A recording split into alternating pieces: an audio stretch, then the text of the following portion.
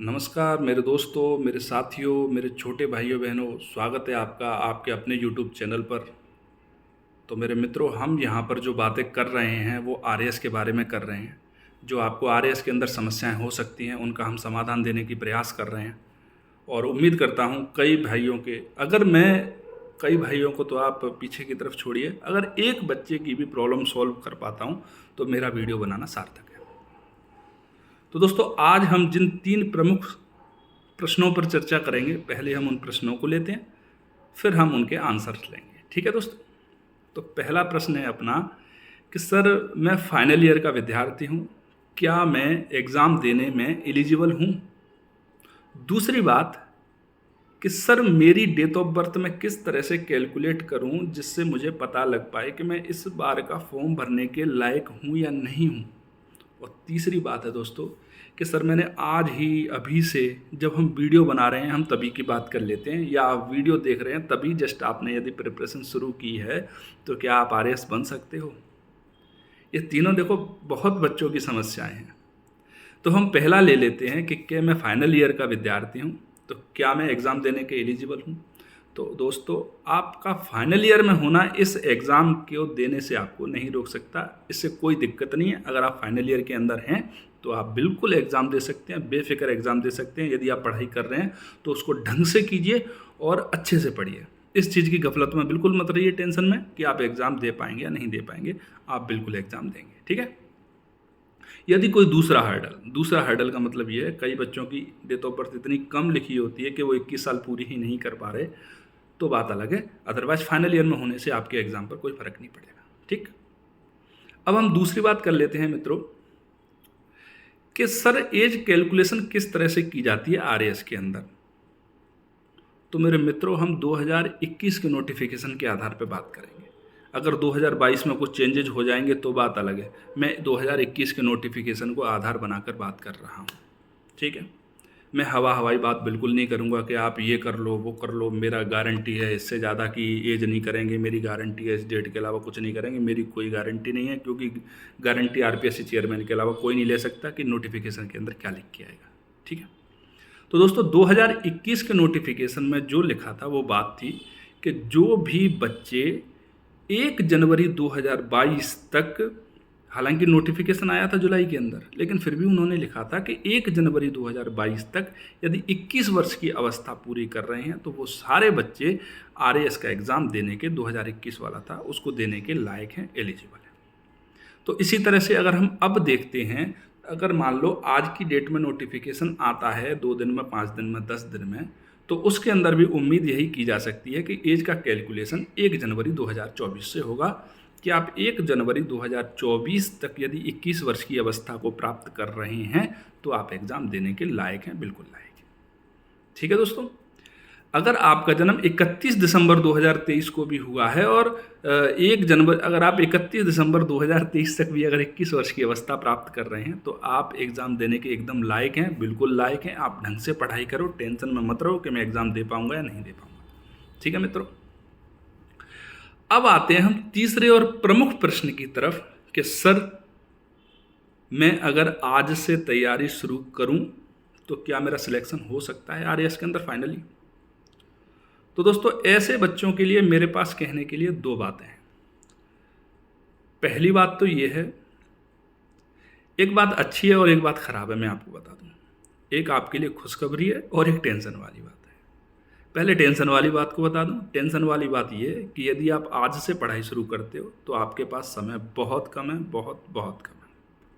और खुशी की बात यह है कि यदि आप आज से पढ़ाई करते हो तो भी आपके पास समय अभी बाकी है, कम भले ही है लेकिन बाकी है। और ऐसे बतेरे एग्जाम्पल्स हैं जिन्होंने नोटिफिकेशन आने पर पढ़ाई शुरू की, अभी तो नोटिफिकेशन तो नहीं आया कम से कम, ठीक है, जिन्होंने नोटिफिकेशन आने पर पढ़ाई शुरू की है और फाइनली सिलेक्शन भी लिया है।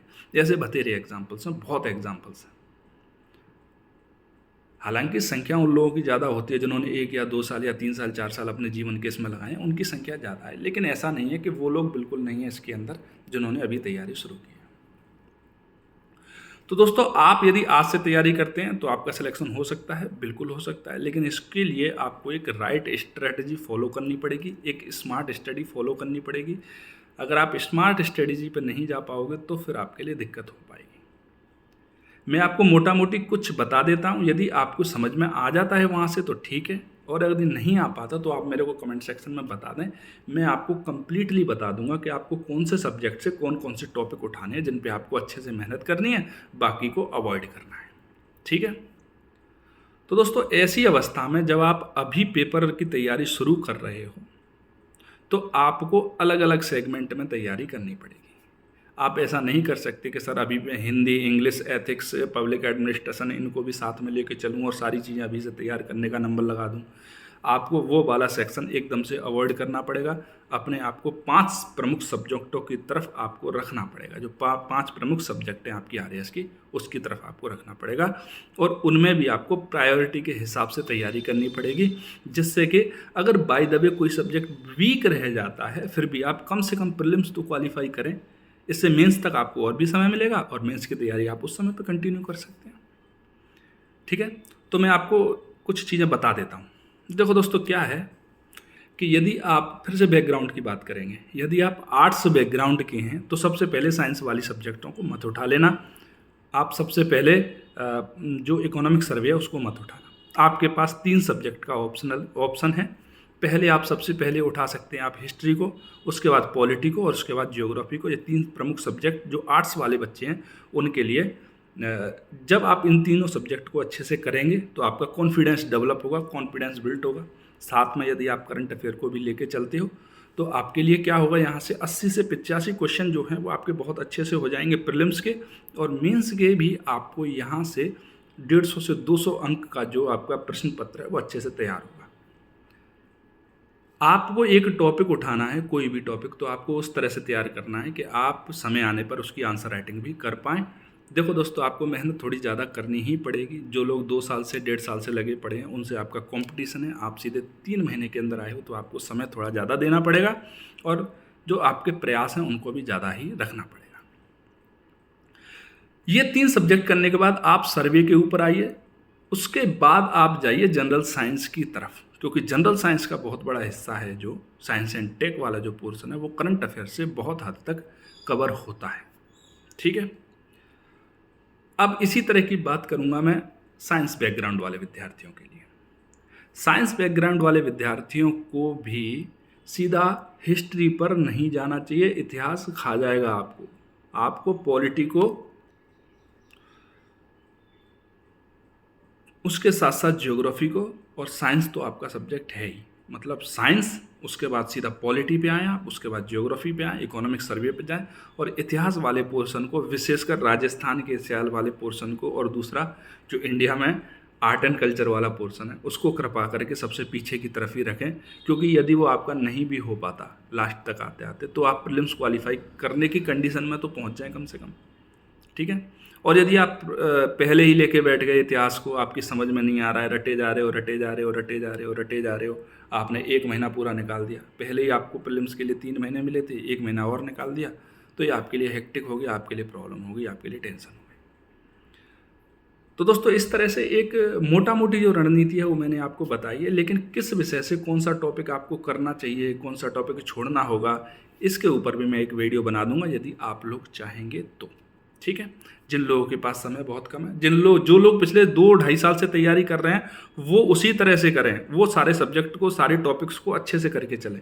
लेकिन जो लोग अभी जस्ट तैयारी शुरू करेंगे उनके लिए एक रिस्क का काम होगा ये, कि या तो आर या पार वाली कंडीशन बनेगी। तो मैं अपने अनुभव के आधार पर आपको जो बेहतर टॉपिक हैं, जहाँ से ज़्यादा प्रीलिम्स के अंदर प्रश्न पूछे जाते हैं, मेंस के अंदर प्रश्न पूछे जाते हैं, वो वाले टॉपिक को मैं आपके सामने लेकर आ सकता हूँ। ठीक है मेरे दोस्तों, तो उम्मीद करता हूँ आपकी जो समस्याएं थी उनका समाधान मैं दे पाया हूँगा।